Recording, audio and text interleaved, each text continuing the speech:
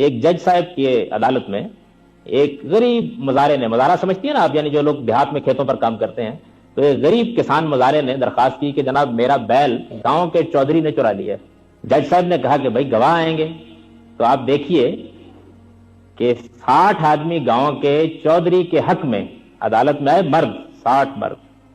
عدالت میں آئے، انہوں نے قسم اٹھا کر یہ گواہی دی کہ یہ مزارے، یہ کسان جھوٹ بولتا ہے، یہ بیل تو چودھری صاحب ہی کا ہے۔ اس سے پوچھا گیا مزارے سے کہ تم کیا کہتے ہو؟ اس نے کہا جی میں بیان دے سکتا ہوں، گواہ تو میرے پاس کوئی نہیں،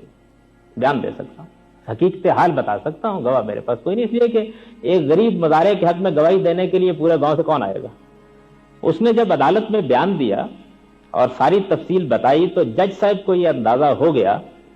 کہ یہ سچا ہے، تو انہوں نے کہا کہ ٹھیک ہے،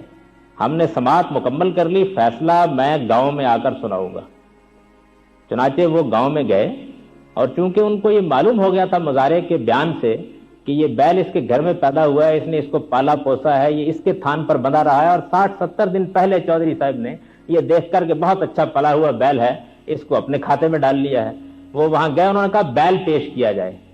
جب بیل آیا تو انہوں نے کہا اس کی رسی کھول دی جائے۔ جب رسی کھول دی گئی تو وہ مزارے کے تھان پر جا کر کھڑا ہو گیا۔ تو وہ جج صاحب اپنے فیصلے میں لکھتے ہیں کہ میں نے ایک بیل کی گواہی قبول کر لی اور 60 مردوں کی گواہی رد کر دی۔